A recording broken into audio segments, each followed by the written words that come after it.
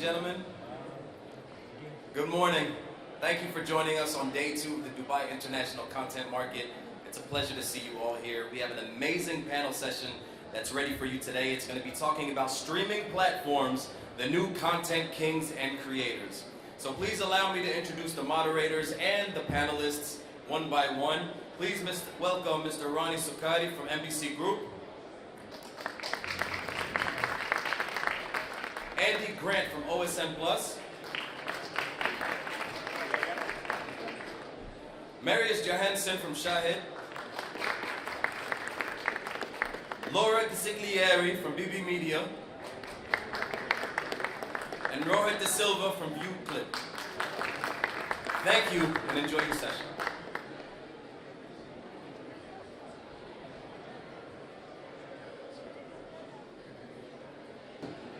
Good morning, everyone. Ladies and gentlemen, I would like to welcome you today to this insightful discussion on the dynamic landscape of content creation and consumption in the MENA region.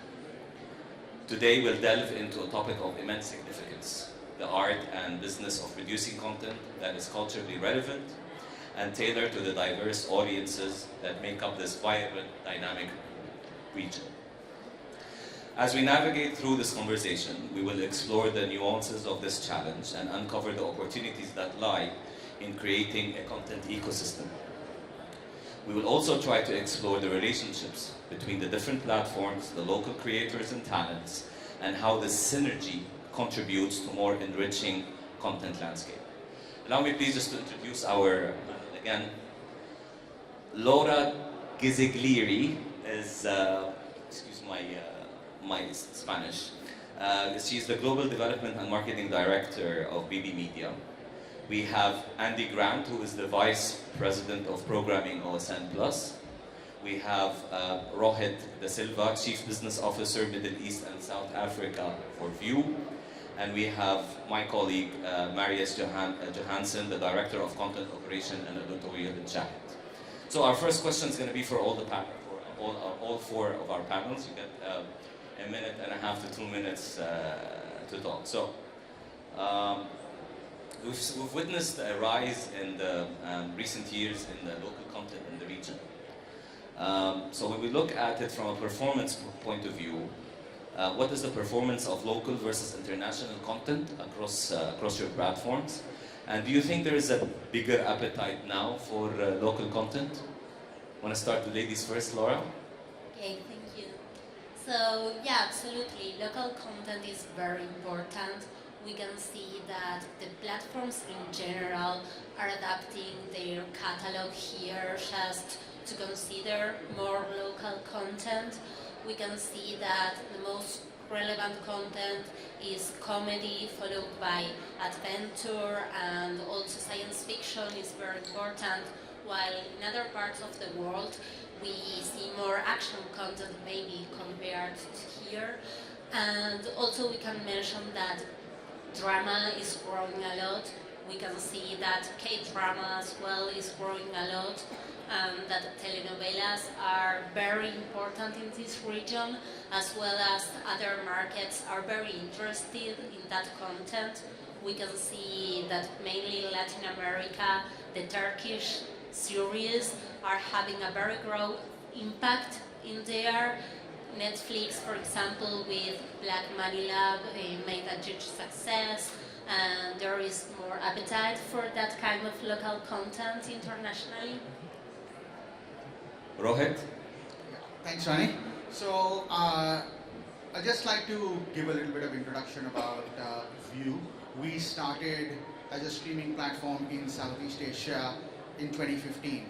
From day one, we did not have a single piece of Hollywood content on our platform. We built our entire business in Asia on the back of Korean content. And from day one, we were an AVOD and SVOD platform. So we feel very happy when people from different parts of the world kind of comment and bring up the fact that Korean drama is doing very well. In terms of consumption, we've been in the Middle East for about 4 years. What we find is that definitely we offer Arabic content, Turkish content, and Korean content dubbed in Arabic, over 100 titles dubbed in Arabic, plus you have Korean content with English subtitles and also dubbed in Tagalog. We find that obviously in Ramadan, over 60% of the consumption is Arabic drama. So scripted drama, Arabic drama, super important. We also find that during other times of the year, when we launch an original, in that particular month, you will get a big spike. So you'll have about 20% of our consumption being from that particular 10-core content. Otherwise, it's a mix. So you do have a fair share of Turkish content, Korean content, at least for our platform. And the other thing, in terms of the content viewership, we find, given what we kind of bring to market, right, a more of a mass-based platform, we have about 8 million monthly active users in the MENA region, about 70 plus in all the other markets we operate. We find that 30-episode shows, so none of the stuff that works for TV, female-skewed scripted drama, also works very well for streaming. So definitely your shorter originals do work, 15 episodes, but you know, the 30-episode drama is very important for our platform in this region, and it has also, we've also seen that that kind of content works in the other markets that we operate in. Marius, when it comes to local content, how is Shahid performing? Sorry, that's very loud. Good morning, everyone. So similar to Rohit and View, we obviously driven by local content. We're all about Arabic content. We have built that brand, we built that attraction, we built that content affinity for audiences. I think when they come to Shahid, they expect local content. We have seen success with other content as well, namely Turkish. We're dabbling around with other areas as well, such as Asian content and more, I don't know if I would say like youngest content. We have a bit of anime. We're doing actually really well in anime, but it's not really our forte in terms of the brand position yet. But it's not something we're going to ignore. You know, we're for those of you who don't know Shahid, we're kind of the full house offering for Arab audiences. So it's important for us to not exclude audiences in our offering, but like our forte is definitely local content. Yeah, we're going to keep doing that going forward as well. Andy, anything to add? Yeah, from the OSM perspective, we find that although we are Western oriented, is that nothing cuts across the border like quality. So our main concern is finding quality content that will appeal to a variety of different audiences. And that quality can come from anywhere. It can come from the US, UK, come from Korea, from within this region. So, you know, the birth of Korean content, or the growth of Korean content rather, it was always good. It was always did really well, and it's about opening up those new audiences to new forms of content. But you know, our main focus is always going to be on quality. Interesting. Okay. I want to move a little bit, with what we call adaptation of existing IPs, and this is something that MBC and Shahid have both seen success with adapting the Turkish content into Arabic and into the actors. I just want to ask you, what do you think are the advantages and disadvantages of producing original content for the streaming platforms, as opposed to adapting these IPs? Marius. Thank you. Maybe because of the whole Ramadan experience here, people have this, and it's quite unusual compared to what I'm used to from the Western world, and maybe what you guys experience at DICM, but people have this incredible addiction to content here, where they need content every single day. They visit the platform incredibly frequently, and there's this need to get content. So some of the formats that work really well for that is what Laura mentioned before as well, Turkish. Telenovelas, your daily, bread and butter content. It works incredibly well for us, whether it's Turkish or whether we create our own versions of it, such as the IP. And that's something we've seen work really, really well, and we're going to keep doing that. And then there's a separate discussion to be had about the danger of just producing. We're not just producing that, but like if we're relying on that, we're definitely feeding a need. We also need to not forget about the rest of the household. So we need to appeal to the younger audiences who might not be that interested in the telenovelas, how different, you know, that haven't got the attention span for 30 episodes. You know, they want 8 episodes, maybe 10 episodes. So we're gonna, that's definitely something that's working really, really well for us. So the question is, how do we leverage that, but also try and, you know, find other content, other areas that we can really.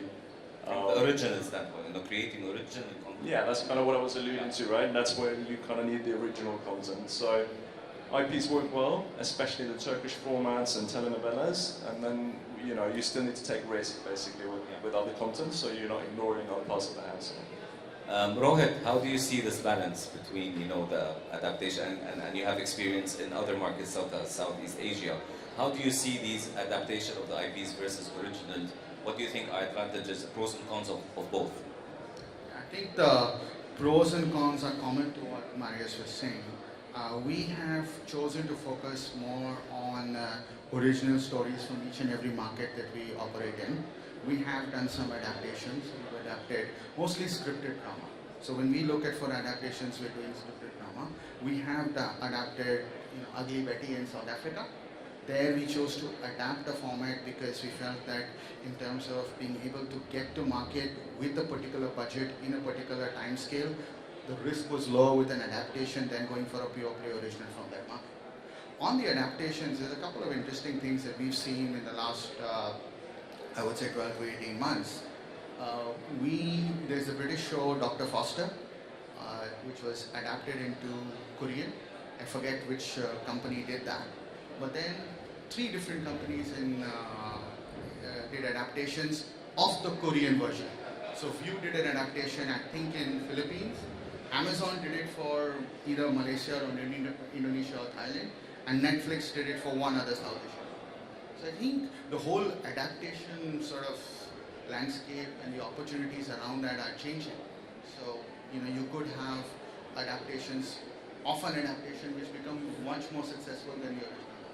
So while, you know, producing a pure play original does have its merits, I think the adaptations also can give streamers an opportunity to create really unique pieces of content that work well for whatever KPIs they're looking at. Nice. Andy, I think you had OSN had a mini experience with adapting. We have had some experience. We're not in the same league as NBC. We've adapted a lifestyle format, Come Dine With Me, that did pretty well a couple of years ago. We also had great success last year with Suits, and I think we all agree that creating and owning your own IP has a lot of advantages. I think one disadvantage is, depending on the size of the organisation and your audience, is that a streaming service needs a heartbeat, and that heartbeat is new content. And, you know, depending on where you are and the size of your company, you might not be able to produce that volumes that you need to keep things going. Cool. Speaking of this, then, when you think about adaptations and different genres, so there are certain genres, like you said, Come Dine With Me is a non-scripted format, while most of the adaptations are in scripted format. So today, if we're going to look at it and say, what genres you think would work for adaptations and what genres would work for original content? Rohit, if you I think comedy, definitely original content, and comedy is one of the hardest to adapt.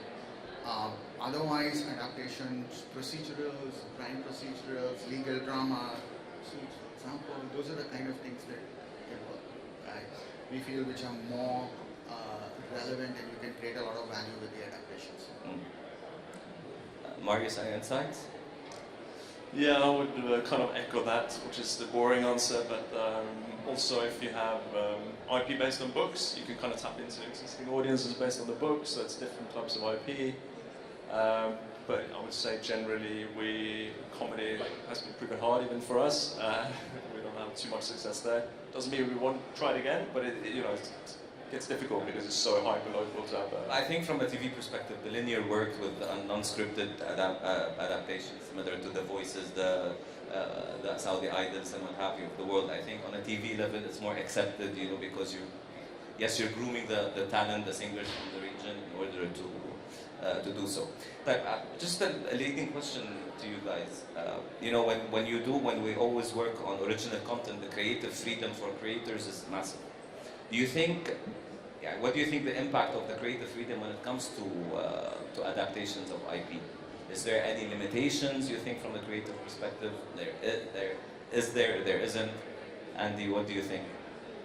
I think it depends on the deal you do with the underlying rights holder, how much freedom you can get.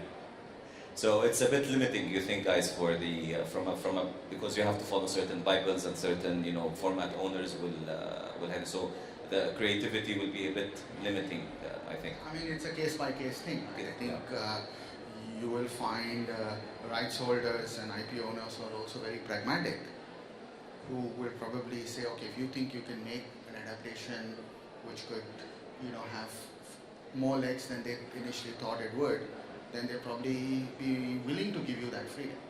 But there's no kind of one-size-fits-all, and I think the playbook is changing. Right? For certain things, you will have to go very much by the, you know, the Bible, but for others, you could deviate significantly from it in order to make it work, and the underlying IP holder would be fine with it. It also depends on where, right? So you'll find our experiences, Turkey, on about Korea, but those guys are much more flexible with like, okay, if you think you can make a much better show, fine, do it. Right? Whereas if you're trying to do Masked Singer or any other thing, I don't know, maybe less. Yeah. Right? So it depends. True. Okay, I would like to move on to you know, the local content creation side. You know, and I want to ask you guys, in your opinion, to what extent are the VOD platforms creating new opportunities for the local content creators? And when I say local content creators, it could be scriptwriters, it could be producers, it could be actors, it could be what have you, to showcase their work to the audience in the region. Marius? Obviously, I think you alluded to it, Andy, as well. Like, there's this constant need to feed the audiences, right? So, with a plethora of platforms, you know, you need to feed that beast. For us, local content works, so we can't fix it with international content. You know, we need to invest in the region whether we want to or not. Luckily, we want to. So, the kind of the magic and where the content team really, you know, get their money's worth is to try and find out the IP that will work for our audiences, minimize the risk, and then find talent attached to that. And we can't just go with the, you know, the AAA stars all the time, because they're booked with someone else, so they're booked for Ramadan, or they get too busy. Yeah. So we have to, whether we like it or not, go and find talent in the region. You know, whether it's on the development side, DOP, production side, talent on screen, and we've done that, and we've been successful at that, thankfully. But I think that's somewhere where we see a lot of growth in the next few years, and we were excited about seeing what talent's going to emerge, and we were going to probably stick with that strategy because we kind of need to, but also it makes sense, and we kind of have a duty as the biggest player in the region to drive that agenda. Rohit, we were talking about this outside, so we were talking about something of the line Yeah. So for View in this region, I think we did a show Zodiac a few years ago, where purely from a budget perspective, we did not have the kind of money to go after A-list stars, so we went with emerging talent. The show did really well, and then those stars became quite popular over the next couple of years. So the underlying fact is that if there are streaming platforms, and streaming is an extremely capital-intensive business.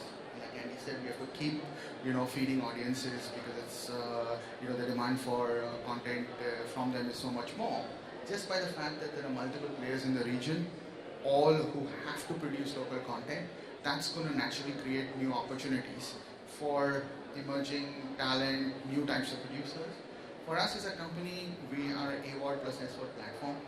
We always look at the region as a region. I always say there's no one gives you a passport that says Middle East.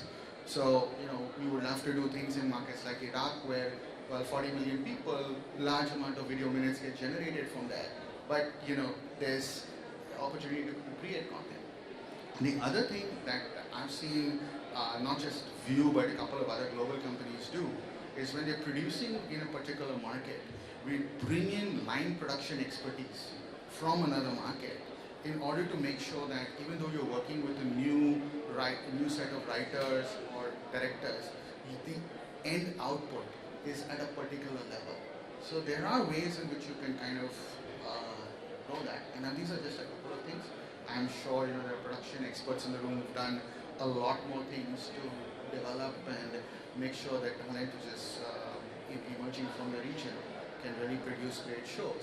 I think there are just so many more opportunities than there were for new talent and new producers looking to create content than there were even 2 years ago. True. The demand is very high, you know, and today, yes, you know, we have the big names on who produce the content, but how many can they produce a year? And the years of Ramadan being the leader only in content is gone now. As we got, Ramadan is still a very strong month for all of us, but we still need, especially on the platforms that we talk to, we need a lot of content. So I think, Andy, if I may ask you, you did some programs for you know, how to nurture these local. Yeah, earlier this year, OSN announced a partnership with AFAC, our cultural fund, to give young content creators, young writers, that kind of first experiences of what it's like to actually get it done. There is going to be a kicking in next year. There will be the opportunity. There will be a first look from OSN for these productions. But what it does is it helps people who have really good ideas, really brilliant stories, but helps them on the practical side, how to bring that to fruition and actually get it greenlit, get it into production. Interesting. Marius, Shahid, I think, believe they do something like that, where they try to nurture writers and local creators generally. Yeah, so I'm not too involved with those things, but as a company, yeah, we do have multiple deals like that. We incentivize, we work with NBC Academy, especially in Saudi, to try and you know, incentivize young talent, and you know, some of the you know, because of the poetry culture in Saudi, you know, the writing, maybe not for TV, but writing experience there is quite high, and it's a matter of educating and, you know, supporting talent and incentivizing them to you know, actually write it for TV, write it for the movies. We were talking about this earlier as well. I think the growth of cinema in Saudi is actually going to be one of the key things that will help drive this, because they will need movies and the cinemas there, and it's going to help, you know, along with the content that we do, or the need that we have, it's going to help, you know, educate over time. And the question is then, how long is it going to take? You know, in the US they had decades to learn this stuff. You know, how quick is Saudi going to learn? And I think personally from Saudi and the experience that we're getting a very strong, promising writers who actually started in the YouTube area at the beginning, you know, the shorts, the comedies, and this is where a big role, I have to say, for NBC and Shahid that played that role into trying to bring these people to start to write, you know, the sketches, especially when you write a 5-minute sketch. It's totally different when you write a 1 hour comedy episode. So this is where we try to get our experience with their writing, because there are younger audience who no longer resonate with let's call the old comedians or the old type of content. So this is how we try to maneuver. Rohit, I would like to ask you, you know, the region is yes, we speak one language and everything, but it's very diverse. And I want to ask you, how can local talents leverage the VOD platforms to promote the unique cultural identities through their storytelling? So whether it's the Egyptians or whether it's, you know, there are certain cultures, how do you think the platforms can help putting that on the table for them and helping them grow? Well, I think for us being an AWOD and an SWOD platform, you know, there is, and we need to look at multiple parts of the region in order to grow those video minutes, right? So it comes down to, you know, whether we can find an opportunity in North Africa to do it, or if we've done a lot of stuff in Egypt, and Egypt continues to be a very big market, 100 million people. Right? So for our platform, we are open to doing originals from different parts of the region, not, you know, no dissimilar to anybody else, but given that it's an AWOD and an SWOD, there's a very direct correlation between the input and the output. Because if you can produce a good original from one particular country, say Tunisia, right, and it works, it will give us a huge spike in video minutes, which immediately translates into advertising inventory which we can sell. So I think the streaming and how streaming is evolved, and how also advertising technology, ability to sell advertising is evolved, there is a lot of opportunity. People want on the advertising, advertisers want TV-like experiences on digital. So they want curated content with all the digital metrics that they can measure. So actually what all of us offer as a collective group is very powerful. The challenge is how do you get enough scale to be able to pull in, more than a few crumbs from the big pie that Google and Facebook are taking. It's such a big pie that even if you can pull in a little bit of it, it's hugely material. So here, I think, and I'm sure there'll be new models which will come out, right? Which will allow for new types of new content creation from different parts of the Middle East. So if the economics have to also, there's got to be some monetization avenue to incentivize people to go and put the money. Otherwise it's difficult. Yeah, absolutely. And may I add that also global platforms are very interested in the local content, creating originals with local cast and crew. So there is a very big opportunity there. They really need to adapt their offer in each market. And right now, for example, Netflix, out of 6,000 titles that they have, only 90 contents are from this region. So there is a big opportunity there because the global services that mainly offer Hollywood content, we know that here it doesn't work well, and they should really need more local content, and for that they really need all these creators and writers to work on that as well. Sorry, can I jump on the bandwagon? Please. Sorry. So I would kind of answer that. Like if you're a content creator and you have a pitch, you have an idea, you come to us, like we're probably no smarter than the average Joe in picking content. Like I'm sure the content team is, but like it's relatively hard. But if you have a commercial aspect to it, because if you're picking original content, it's a business decision. So you have to understand that aspect of it. If you're making, I don't know, a Moroccan series that is 30 episodes, it's costing 5 million, that's going to be really, really hard to do. So think about the platform when, if you're a content creator, think about the platform. At the moment, obviously Saudi is important for us, we have other markets, but you can't, Saudi and Kuwait have very different tastes. It's not the same market. We're talking about Arabic content and local content. Like we have probably 9 different regions that we need to cater for.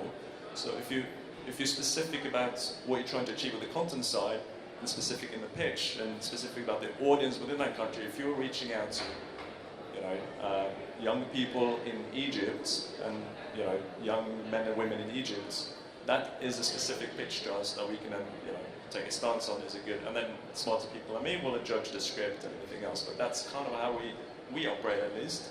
That is not just we have this. It will appeal to 3 countries in Saudi or 3 countries in the Arab region, and everyone should be interested in this. It's probably a harder pitch because you need to be specific about the audiences. So that's something I would like to add, that we have that kind of maturity with our service, and we kind of operate at that level of detail. So if you're specific about who what your idea is about and who you're appealing to, that would really help us. It's a bit difficult for smaller markets, and especially like you said, North Africa, maybe the dialect is a bit difficult. But we all know a strong story is a strong story regardless where it lives. So an example of Squid Games with Netflix, I don't think they ever thought that Squid Games, regardless of how the storyline is, but it was, I don't think they, in a million years, they would have thought it would have such a huge success. So we will be looking at, from an Arab perspective, is to see that these the Sudanese, the Libyans, the North Africans get to have a time where they can talk about their culture and do it something interesting where we can adapt it. So even if there is I believe a language barrier, we can get our people to do it. But like you said, at the end of the day, it's about economics. Does it make the money or it doesn't make the money? Does it retain or it doesn't retain? So building on that, I just want from each one of you probably, I think you've already talked about it, Marius, which is a piece of advice for the local talents if they are going to pitch for you guys a story. Just a bit of basically a piece of advice. What do you guys say to them, and how would they better do a pitch? Andy, do you wanna? Yeah, I think the one piece of advice I'd give, and it's to anybody who's supplying content, not just whether it's a studio, not just a local content creator, is think of the collaboration on marketing, and think how you can support the station or the streaming service in making sure that your show stands out. Because competition for eyeballs is so fierce that there is a direct correlation, I think, between the collaborative nature of how that show is marketed and the returns you get from there. And the best efforts I've ever seen have been the ones where the supplier, whether it's a content creator or studio, like I said, has heavily engaged with the teams at OSN, and we've really done a multi-touch point approach to make sure that it cuts through. Marius? Yeah, I think I would, I mean, I answered some of this, but just reducing risk in the perspective of the platform, right? Because the platform's taking a lot of risk, we're releasing a lot of content, and if it's an original idea especially, or if it's, you know, from outside the region, we're going to take more risks. So if you can help that journey and help that story, that's going to be really helpful. Script specifically, you just need to make, try and convince the content guys that, they like the script. But that's a given. Like if you don't like the script, it's going to be hard. But if you like the script, how can you help us reduce risk? To Andy's point, right? Maybe you've done some research, looked into the people that are interested in this topic. Is this many in Saudi, etc. Right? Is it the same with you? Do you can you give an advice on someone who wants to has a piece of a storyline? I don't know whether I can give advice, but maybe I can just give you an example of how we are trying to make sure that the original content that we do has multiple monetization avenues. So what we started doing in the last couple of years with our Korean originals, we also work with the creators and producers and the talent in order for the talent to commit to us to do certain level of, one way to put it is road shows. So what we've created is something what we call view screen days. So we'll go to 5 or 6 countries in Southeast Asia.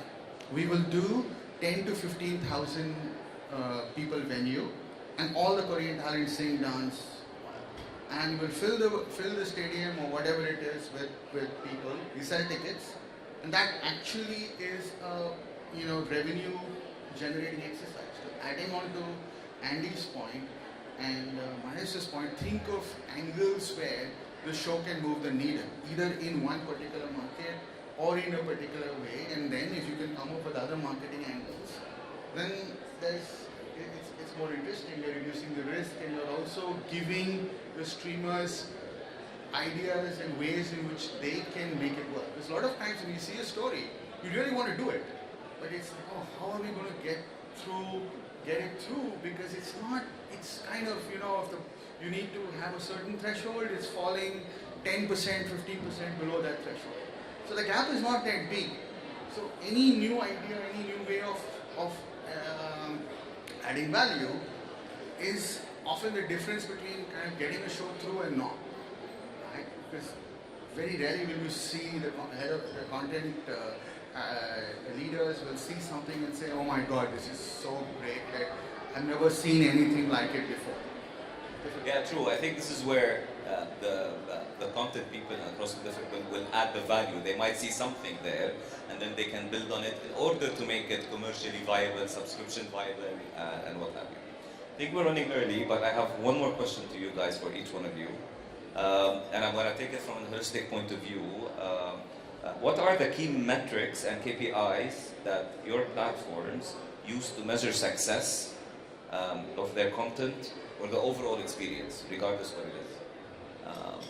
Who would like to? Laura, let's start with Laura.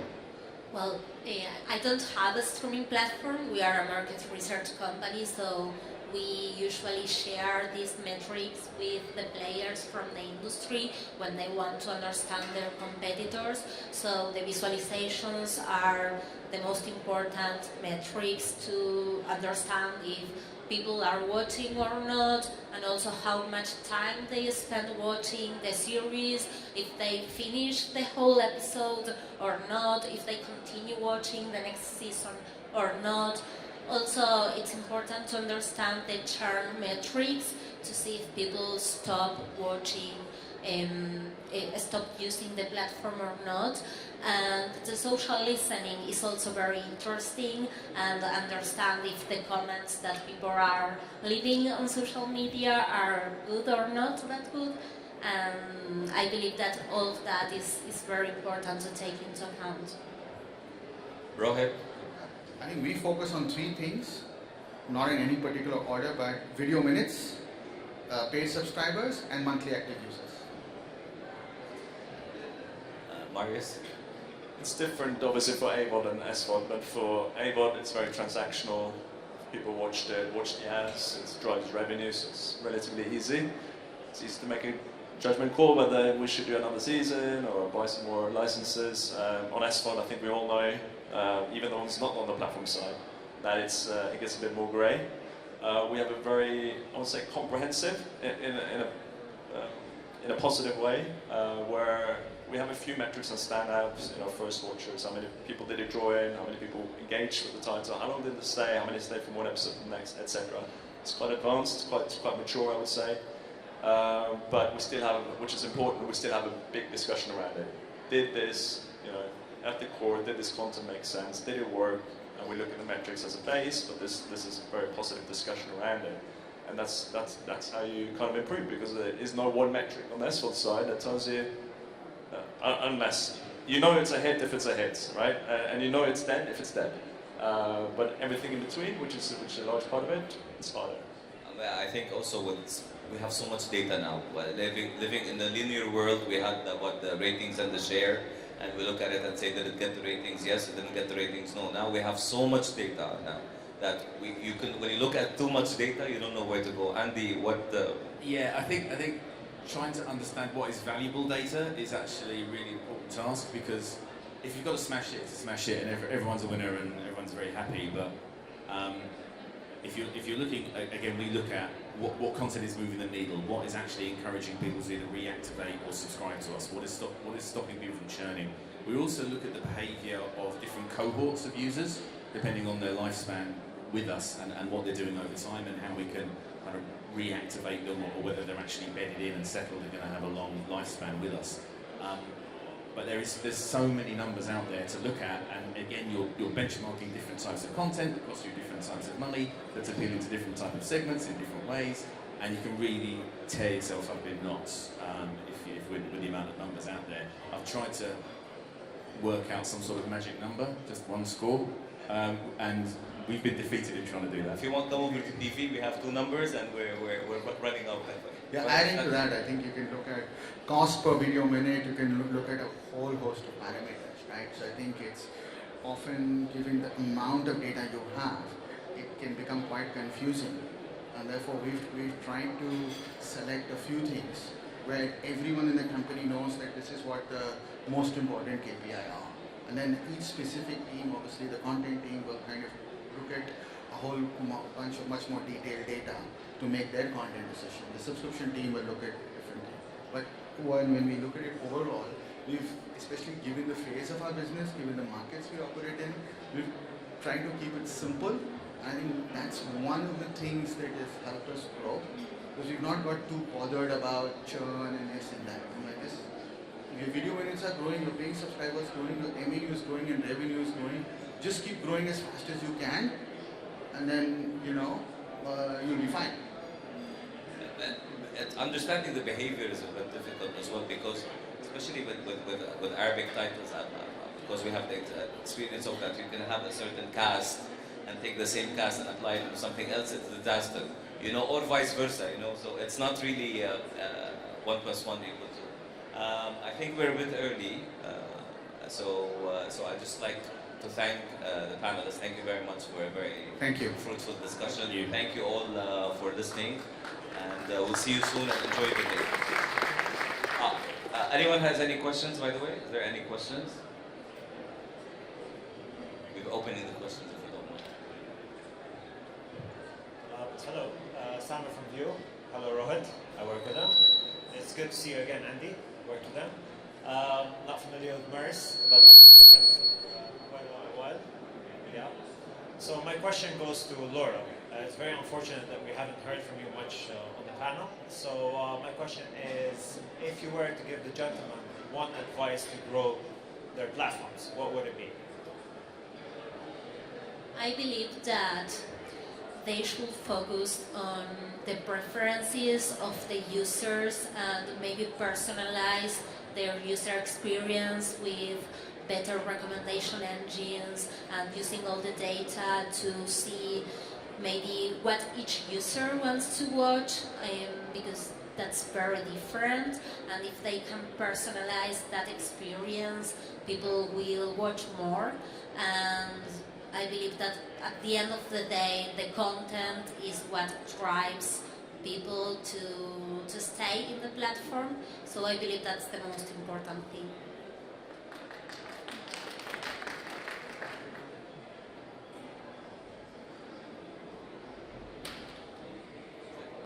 No, it's okay. There's a question there. Hello. So thank you, it's Udesh from Television, and I wanted to ask that since we were talking about adaptation, and like Shahid working for like especially focusing on Arabic and View for Korean, how much does language helps in adaptation? For instance, let's say you have a series or a movie, and if you want to adapt it, is it just the language which is the main metric for adaptation, or is it something else? I don't know if that was direct at me, but I can answer it, at least from the Shahid perspective, so thank you for that. It's a good question. It's also $1 million question, right? We were talking a little bit about it before, in terms of the genres, you know, for if you're doing a comedy adaptation, we tried, we failed. It probably doesn't make sense to just, you know, translate the language of it, right? Like, it doesn't make sense to have British jokes in Saudi and Arabic, right? Like, it doesn't fly. So it kind of depends on the format, and we've seen, you know, for drama, which is usually where the script and it's not, there's a reason why we choose Turkish, right? The Turkish culture is similar to the Arabic culture. Telenovelas have a similar kind of culture to the region here. So that's why those kind of shows work. You know, if we took a soap opera from I don't know, maybe from a different region, it might not work. So I would say language is really key, but I would say the feel of the show, you know, the cultural references, all that stuff is super, super important, without being too specific. It depends case by case, but I would say it's all important. All packages are important.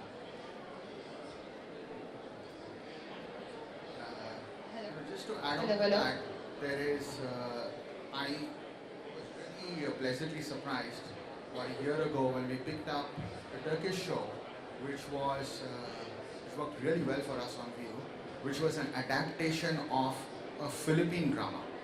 So, Marius's point. Can you tell us the name so we can buy it? Yeah, I can sub-license it now. So, the point I want to make is, there is the cultural similarity, the type of storytelling. So, what Marius said, you know, the way it's written, the telenovelas, the Turkish shows. But I've also seen that even though, you know, there's a huge culture, like distance. So, you see there are a lot of Turkish shows which are originally adapted from Japanese and Japanese drama. So it really, it doesn't have to be something which is very, you know, from a market which is very close to you. It could be from a market far away, but the underlying factors are similar. If I may add to that, if you look at the phases, we started first with, when you look across the years, bringing the Turkish drama, and we dubbed it in Syrian Arabic.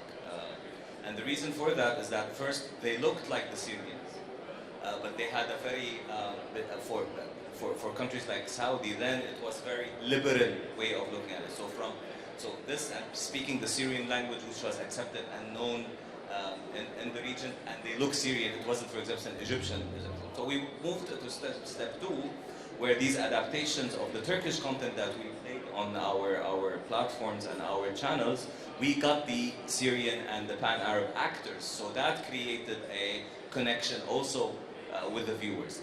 On a soap opera level, what we did with one of the soap operas, and we're doing it again, we're adapting it. However, we're adapting it to the Saudi culture because we're making it a Saudi soap opera.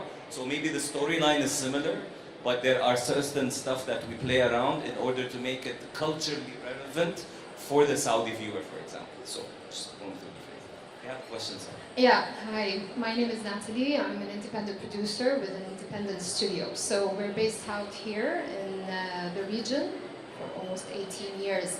So we've been pitching original. We're big fans of original because we believe that there is a lot of space for original content to hit the platforms that represent the MENA region. My question is, in our experience, when we've gone to pitch in international markets, we seem to have an understanding of what the broadcasters, networks, distributors are seeking, because they have relevant data that shows that today comedy is working, adventure, fantasy, drama. I was wondering, it seems to be a little bit more confusing and complicated in this part of the world, and I was wondering why. Is there a problem or a concern about sharing research with the independent creators that are based out in the region?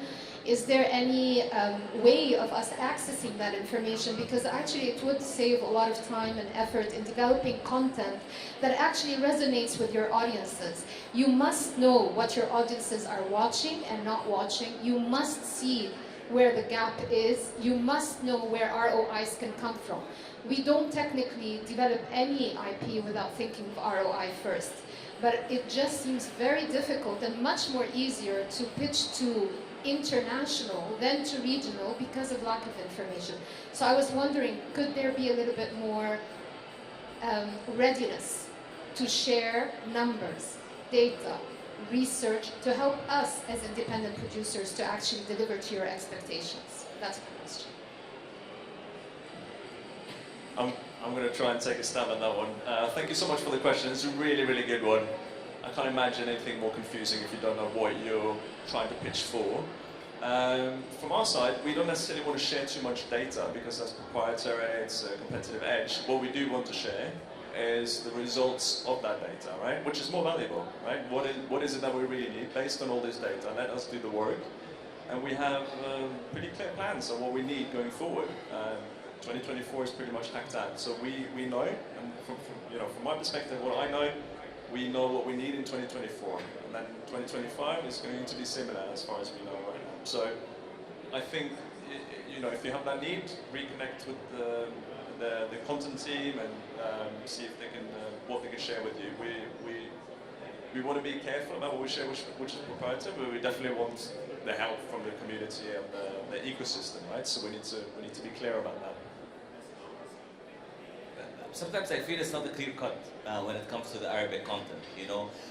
Comedy is comedy, but Safah al-Giza, would you consider it horror or would you consider it a crime or a mixture of both? So sometimes, and we have this a lot. What do we call that type of content? It could be a mixture of so many things. It could be horror, thriller. Where do I stand? So this is a problem also in classifying this type of content.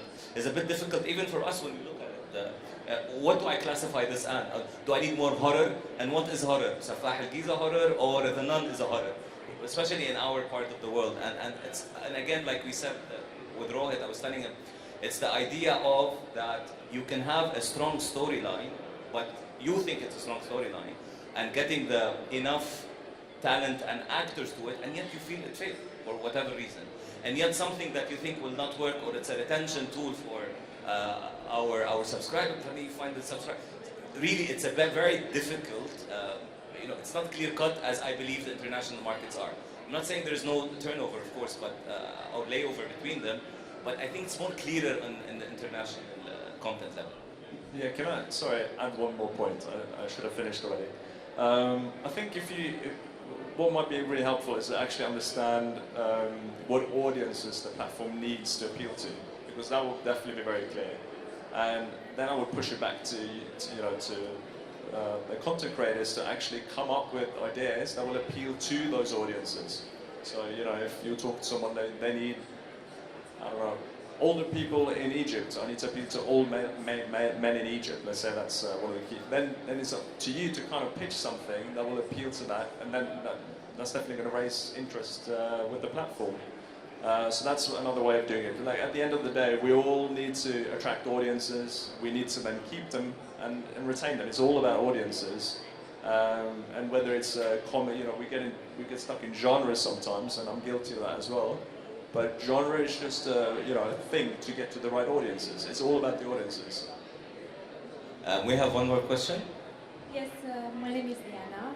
Nice to meet you. I am from the Media and Branding company, and I'm a marketing professional. And I would like to know what's your expectation in terms of marketing, because you said that people who pitch you a story should take into consideration this kind of... So I can't hear you, sorry. Do you hear me now? Okay, so I'm a marketing professional and I'm interested in how extensive should be the people who pitch you a story, the experience on marketing. So how deep should they go when pitching the story? And if you decide to buy it, should they do something else after that in terms of marketing? Because I think it's a gap between the content creators and you, and maybe someone should fill this. Yeah, spoke about that earlier. I think you don't expect somebody who wants to make a television show to be an expert at marketing. So I think it's all about the attitude going in there, that it's not a transaction.